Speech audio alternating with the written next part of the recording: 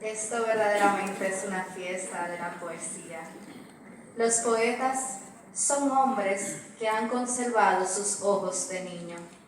Tus manos escriben el tiempo, escriben la historia del cuento, y tus pensamientos saludan a la vida como cuando el viento pasa en las hojas de los árboles. Tus palabras son muy profundas. Tienes ese no sé qué que encanta, esa magia que hechiza el corazón de quien es capaz de llegarte a conocer. El poeta es un hombre como todos, un albañil que construye su muro, un constructor de puertas y ventanas. En el fondo, un poema no es algo que se ve, sino la luz que nos permite ver, y lo que vemos es la vida. La poesía es el sentimiento que le sobra al corazón y te sale por la mano. Cada poema es único. En cada obra late, con mayor o menor grado, toda la poesía. A continuación, vamos a escuchar la miniconferencia del maestro Orlando Muñoz, llamada Las infinitas respuestas de la poesía. Recibámosles con un fuerte aplauso.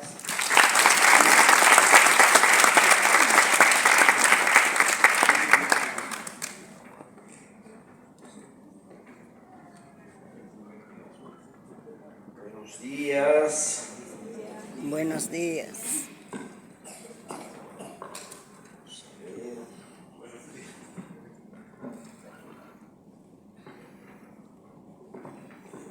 A ver cómo nos reconciliamos aquí, el micrófono y yo, después de todos estos pleitos.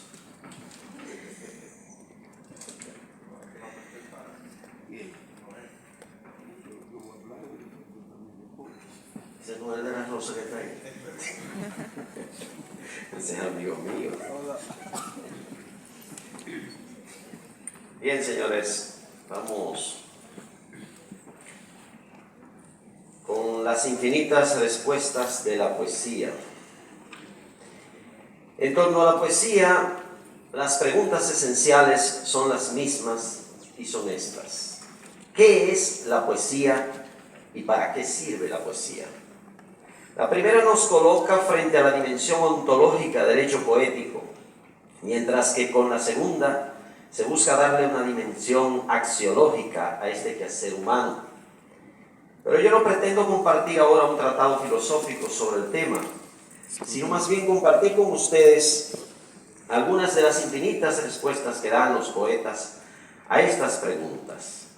Infinitas porque no parecen acabarse y no se acabarán mientras haya hombres y mujeres en el mundo, y porque las mismas se moldean en el crisol de la propia creatividad de tantos seres humanos que han hecho intimidad lírica con las palabras. Sobre la utilidad de la poesía me remito a esta anécdota de Jorge Luis Borges, quien al ser cuestionado cierta vez acerca de para qué sirve la poesía, hubo de responder a sus demandantes con una batería de preguntas no menos desconcertantes. ¿Para qué sirve la muerte? ¿Para qué sirve el café? ¿Para qué sirve el universo? ¿Para qué sirvo yo? ¿Para qué servimos? Y añadía más adelante que una persona lee una poesía y si es digna de ella, la recibe y la agradece y siente emoción. Y no es poco eso, sentirse conmovido no es poco, es algo que debemos agradecer.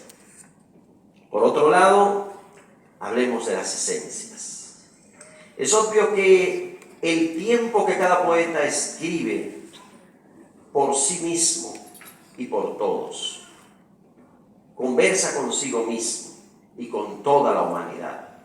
Porque detrás, dentro, en el fondo y por delante de las palabras, no hay más que la condición humana reflejada en la inquieta actividad del espíritu. Un infinito concierto de voces en el tiempo que nos hablan, sí, y con las que debemos conversar.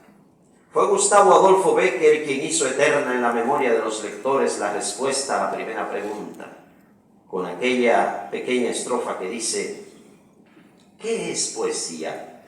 Dices mientras clavas en mi pupila tu pupila azul. ¿Qué es poesía? Y tú me lo preguntas. Poesía eres tú.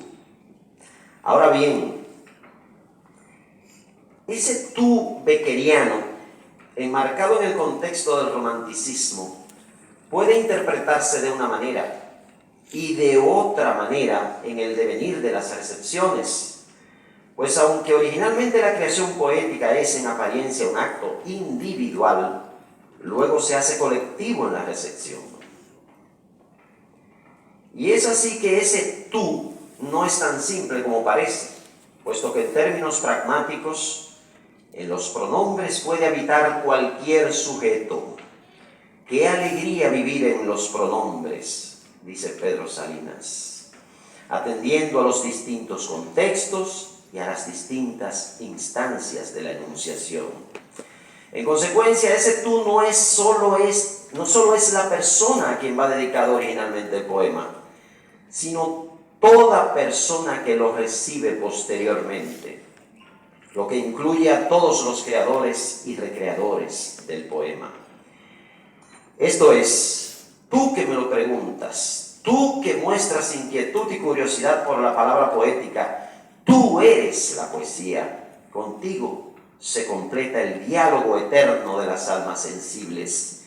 Y si tú eres la poesía, entonces tú y solo tú podrás hacerla posible en la expresión, darle continuidad dialéctica en el tiempo, desde tu yo más íntimo, porque a fin de cuentas tú eres yo, el yo lírico desdoblado en el acto creativo. Pero no nos quedemos en Bécquer, pues hay tantas respuestas como poetas y lectores. Veamos algunas intervenciones más. Dice T.S. Eliot que aprendemos lo que es la poesía, si es que alguna vez llegamos a aprenderlo, leyendo poesía. En esa misma onda, para Ángel González, la poesía es forma, y esa forma hay que aprenderla por la lectura. Y para Paz remata aseverando lo siguiente: la poesía es conocimiento, salvación, poder, abandono. La poesía revela este mundo y crea otro. Para Antonio Machado, la poesía es la palabra esencial en el tiempo. Esencial, o sea, sustancial, principal, notable, la que resulta imprescindible o absolutamente necesaria. La poesía es la fundación del ser por la palabra, nos dice Martin Heidegger. Por lo tanto, la poesía otorga base y valor al ser humano. Esto es que, al expresarse, va creando su propio fundamento existencial. La poesía es un arma cargada de futuro, así la define Gabriel Zelaya, como si nos pudiera servir para defendernos o atacar. ¿Pero de qué o a quién? Quizás esto tenga que ver con lo que luego encontramos en Juan Gelman, quien plantea que la poesía y el arte en general es un acto de resistencia contra el envilecimiento de estos tiempos. En consecuencia, se trata de algo así como combatir contra la maldad o la perversidad, de resistirse ante la degradación misma del ser y del estar en el mundo. Pero la poesía también encarna los dilemas de la humanidad. Veamos un poco de esto en la expresión de José Lezama Lima. De la contradicción de las contradicciones, la contradicción de la poesía. ¿Cuál? Obtener con un poco de humo la respuesta resistente de la piedra. Y también hay poetas que nos advierten que no todo lo que se dice y decimos es aceptado y aclamado por los demás. pero que esto y el silencio también cuentan para la poesía. Jorge Torres lo plantea así: si digo la poesía es una torre de Babel, me acusarán de ser poco original. Si digo la poesía es la ordenación del caos en la palabra, me acusarán de cursi. Si digo la poesía es una casa de putas y los poetas sus campanilleros, me acusarán de obsceno y procaz.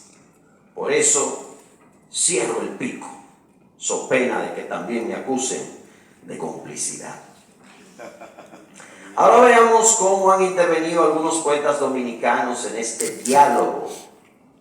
Este texto es de Manuel del Cabral.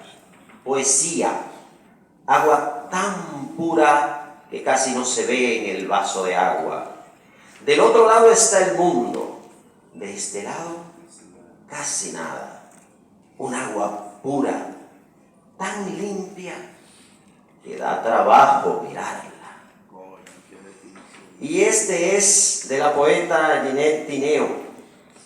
La verdadera poesía pare poesía, engendra poesía, siembra y cosecha desde los ojos, desde los oídos, desde el corazón, cuando se posa en otros labios, germinando otros mundos, provocando otras voces. Es un eco que se multiplica en progresivo ascenso al cielo. Es un canto sin muerte.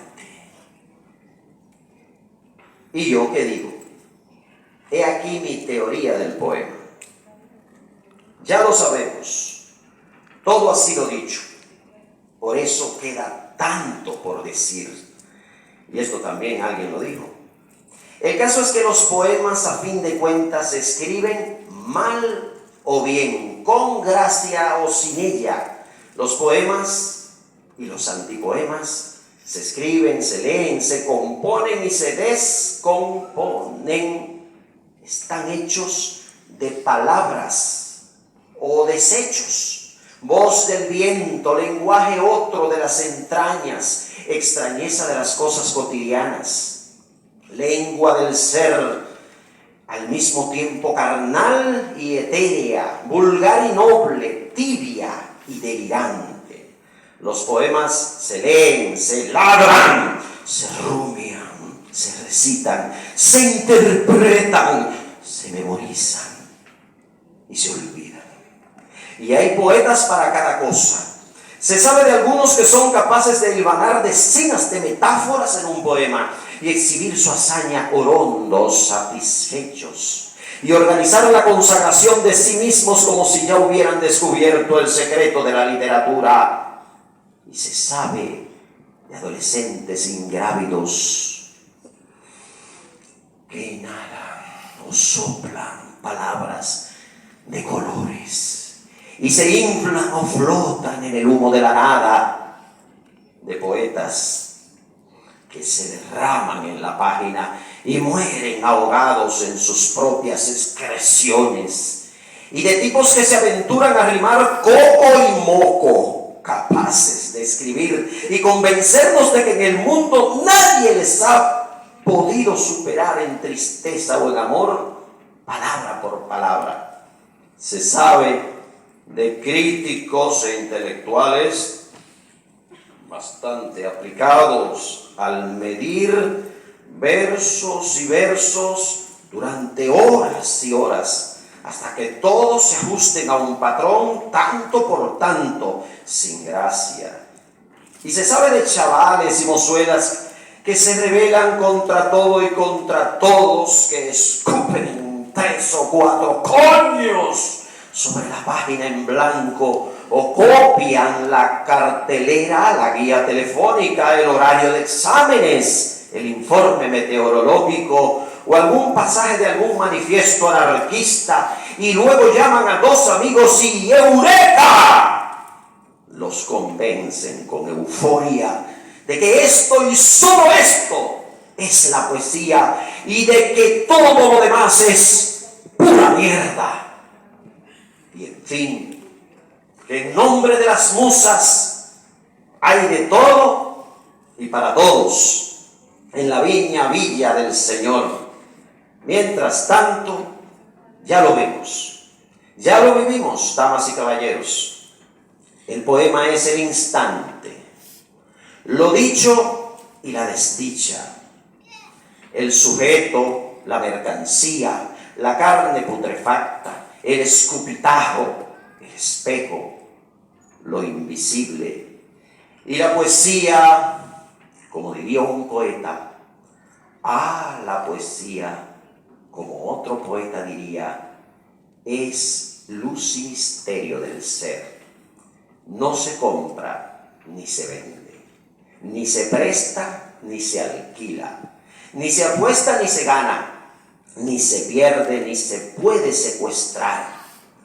La poesía no viene ni va, no se mide, no se escribe ni se lee, no se enseña ni se aprende, no se explica ni se puede comprender. Y en fin, señoras y señores, que es más que obvio que por cada rosa de Rilke o Mieses Burgos hay una hoja de Parra o Gómez Rosa, y por cada poema algún antipoema servido al tiempo y sin tiempo para comer aquí, o si así lo quieren, también para llevar. Ahora, diga usted lo que quiera, si es que quiere ser poeta.